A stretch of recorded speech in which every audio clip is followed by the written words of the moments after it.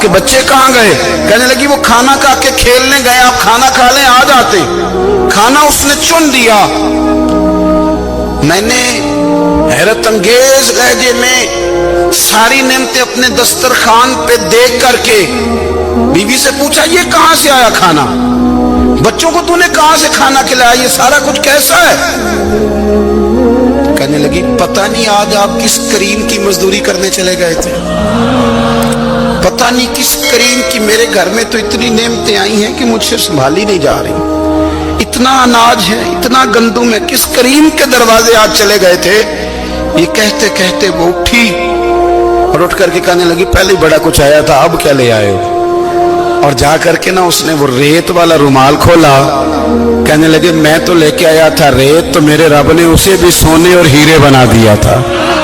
جب آپ کی توجہ اللہ کی جانب، میرے نبی پاک صلی اللہ تعالی علیہ وسلم نے فرمایا ہر چیز اپنے رب سے مانگ، ہر چیز مانگ، ہر چیز مانگ۔ یا رسول اللہ کیا کچھ؟ میرے محبوب نے فرمایا تیرے گھر میں نمک بھی ختم ہو جائے تو وہ بھی اپنے رب سے مانگا کر، تو مانگنا وہ تجھے دے گا، تو اس کی بارگاہ میں کشکول طلب دراز تو کرنا۔ اور ترمذی شریف میں عجیب لفظ ہے، رسول کائنات نے فرمایا، رب کریم فرماتا ہے جب میرا بندہ ہاتھ اٹھاتا ہے نا تو مجھے حیا آتی ہے کہ میں خالی کیسے لوٹا دوں اس کے۔ اتنے بڑے بادشاہ کی بارگاہ میں دعا کی بڑی طاقت ہے۔ میرے نبی پاک نے فرمایا دعا مومن کا ہتھیار ہے، دعا مومن کا، دعا مومن کا۔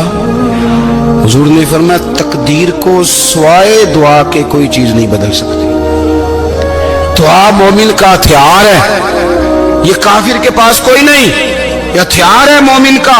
اللہ کرے آپ کو سمجھ آئے، پھر سنیں، کئی بار کہہ چکا ہوں یہ ہتھیار ہے۔ کافر کے مقابلے میں جو تیرے پاس سب سے بڑا ہتھیار ہے وہ دعا ہے۔ دعائیں کرانی چھوڑ دی، کرنی چھوڑ دی، لینی چھوڑ دی۔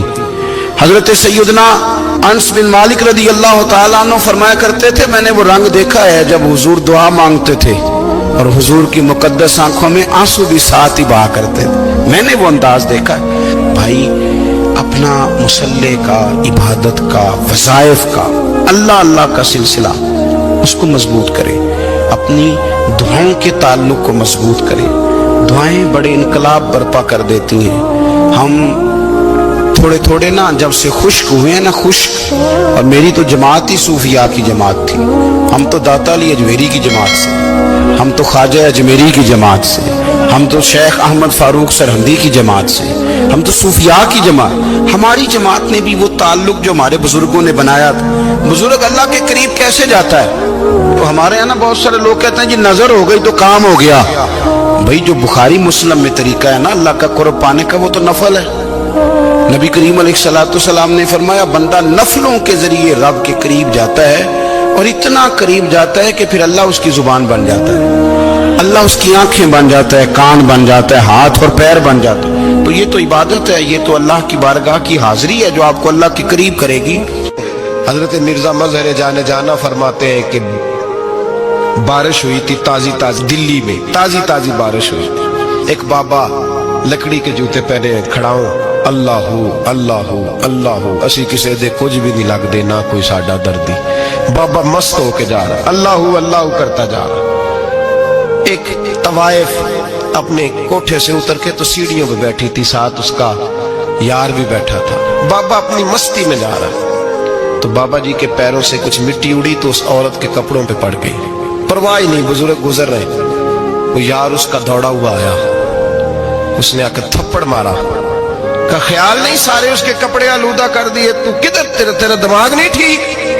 بابا نے نظر اٹھائی، کہا بیٹے میں نے دیکھا نہیں، چل اللہ تیرا بھلا کرے، تو نے بدلہ لے لیا۔ بابا جی چپ کر کے وَإِذَا خَاطَبَهُمُ الْجَاهِلُونَ قَالُوا السَّلَامَ، چپ کر کے گزر گئے۔ ٹھنڈ کا موسم تھا، بارش تازہ ہوئی تھی، حلوائی دودھ کاڑ رہا تھا، اس نے بٹھایا بابا جی کو پھٹے پہ، پیالہ پکڑا، دوڑ کے آگے بڑھا، بزرگ آ گئے، آئیے بیٹھیے، دودھ کا گرم گرم پیالہ شکر ڈال کے دیا، بابا جی نے دودھ پیا، پھر نظر جھکی، پھر رنگ بدلا، کہنے لگے مالک تو کتنا بے نیاز ہے، کہیں تھپڑ مرواتا ہے، کہیں دودھ پلاتا ہے، تیری بے نیازی ہے نا، ادھر تھپڑ مروایا، یہاں دودھ پلایا، تو ہی جانتا ہے تیرے رنگ کیا ہے۔ ابھی بابا وہیں بیٹھا تھا، دوڑے آئے، پیچھے سے لوگ، شور ہوا، بابے کو دبوچ کے وہاں